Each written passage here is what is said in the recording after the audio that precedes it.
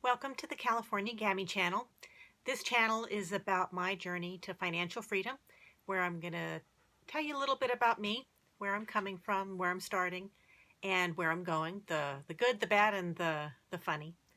I want to be able to travel, and I want to be able to spend more time with my grandchildren.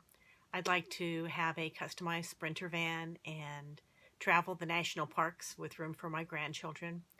I might be able to squeeze my kids in there too on occasion, but mostly I want room for my grandchildren. My hope is that I'll be able to get that done within the next 9 years, which is my timeline for when I want to retire. Sooner would be better. Today I thought I would help share what my second source of income is, which is my eBay store and my eBay sales. I've been an eBay seller since 2000. I average between 1,000 and 3,000 in sales per month, usually. Things have been slower this summer than usual. Summers are always slow, but this summer has been especially slow, and I'm averaging between 500 and 1,000 in eBay sales. Fourth quarter is always good, though, so I'm hoping that this fourth quarter will be no exception. I've got both of my dogs here.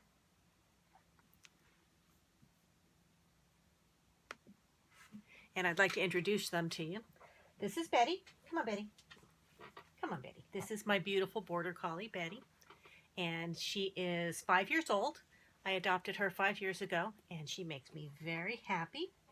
And the other one that I have, let me get Eddie now. You gotta get down.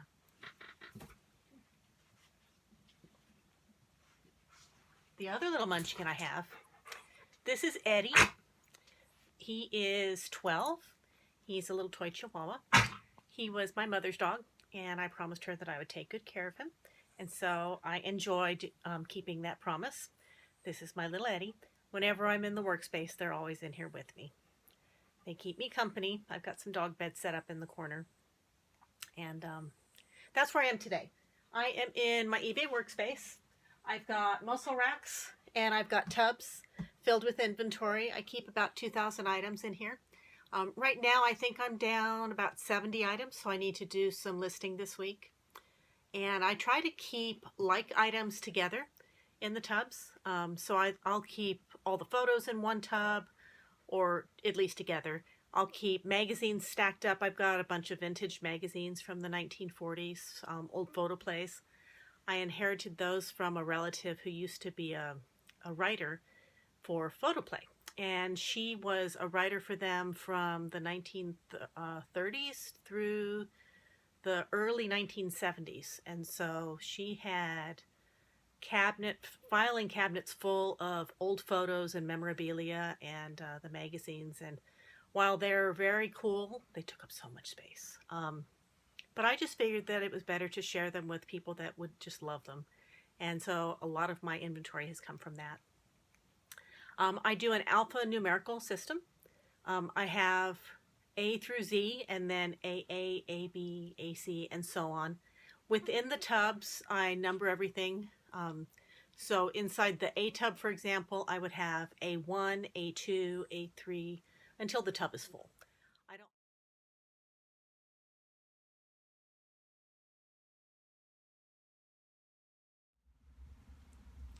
I keep all the tubs in here. And I don't mind recycling the numbers within the tubs, but everything's in here. I try to keep it all in here so that it doesn't creep. I have been selling on eBay since 2000. I also sell on Etsy, Poshmark, and Facebook Marketplace, but the majority of my sales do occur on eBay. It's the one I'm most comfortable with. It's the one that I've been doing the longest, and I like it. I have used online selling for a lot of different things when I've moved from place to place. It's a lovely way to declutter. Sometimes when you're just tired of stuff and you want to get rid of it, it's a nice, easy way to make a little extra money. And I've acquired an eye for antique and vintage items over the years. I've enjoyed them. I had a flea market booth at an antique mall years ago, and I enjoyed going to the auctions and finding things. And I've just always enjoyed doing that. Selling it is my way of keeping it from overrunning my home. one of the fun things that I do is if I see something that I just love, I'll keep it for a while until that love wears off, and then I'll go ahead and list it. Or sometimes I'll list things a little higher than maybe they should be, because in order for someone to take it out of my house, they have to love it more than I do. But it keeps me from acquiring too many things and getting overrun by the clutter. I also like that as long as I keep enough listings up, it will just keep quietly working for me in the background. And all I have to do is keep up on shipping. You know, if I don't want to list every day, I don't. I'll go, I've got, during these crazy times that we're having now, I don't think I listed anything in March, April, May, June. It was hard to go out and find new things, and so I didn't. I just sold off with what I had. Things were slow. They would have been better if I would have been sourcing, but I wasn't going into thrift stores. I wasn't going to garage sales. Since then, I've been picking things up online. I like to buy bulk lots of things. I try to look for somebody who doesn't really know what they've got, and they're selling it all in a big box or a big heap, and then part it out. Another thing that I do with my inventory system is I keep a log. Every time I come in with new items, I list everything in the journal. It looks like this, just a simple notebook,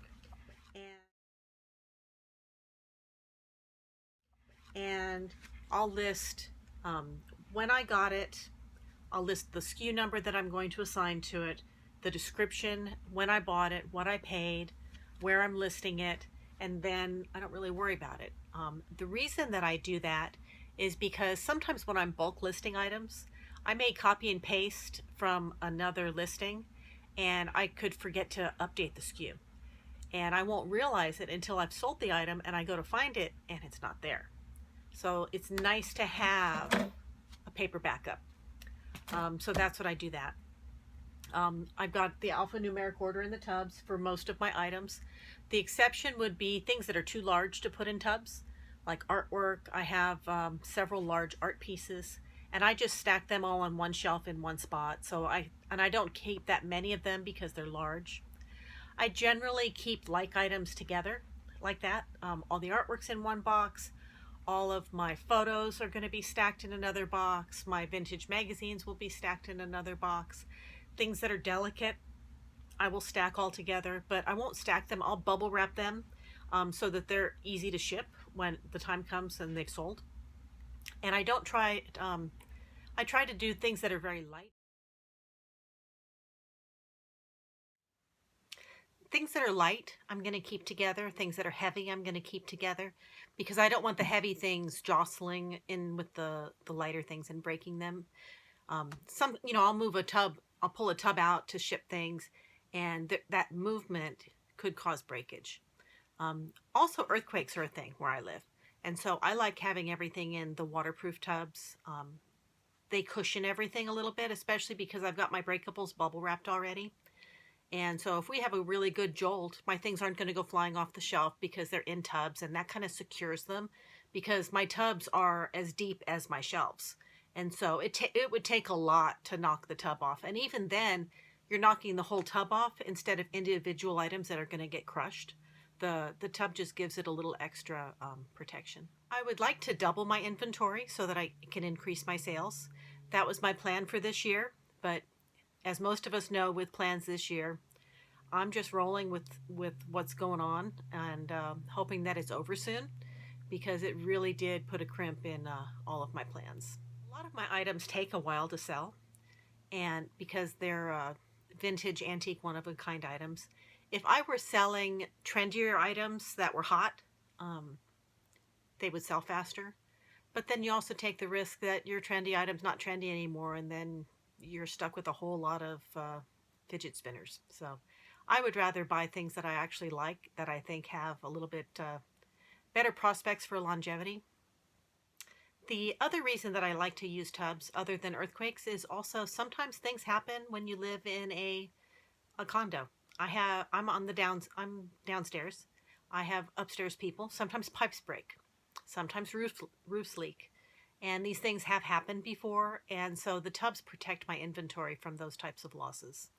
I have insurance on it as well. But the insurance, even when I was getting the insurance, I was trying to tell them what the value of the items were, and they're like, well, that's not what, we're only going to cover what you paid. Well, what I paid isn't what the item's worth if I got a great deal on it. So I would rather protect my items and not have to file an insurance claim, because I already know that the insurance isn't going to do me right. I also keep my shipping supplies in here. I'll insert a photo of those down below, but I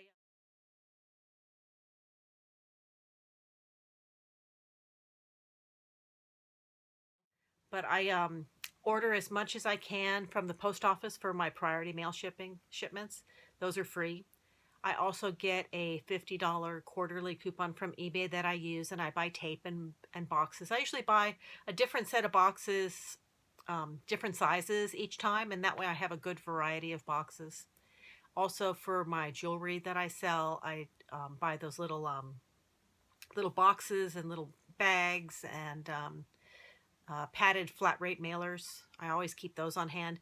You don't want to have to dig for your shipping when the item's sold. You want to be ready so that when the item sells, you can ship it the same day.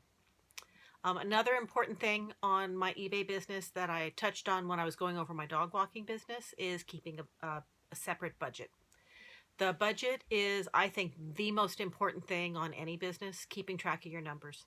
You have to keep track of all of your expenses and all your inflows and all your outflows. You have to know your true cash flow. You have to know your true net profits. Before I did this, I thought that my eBay business was my most lucrative business, and it was not.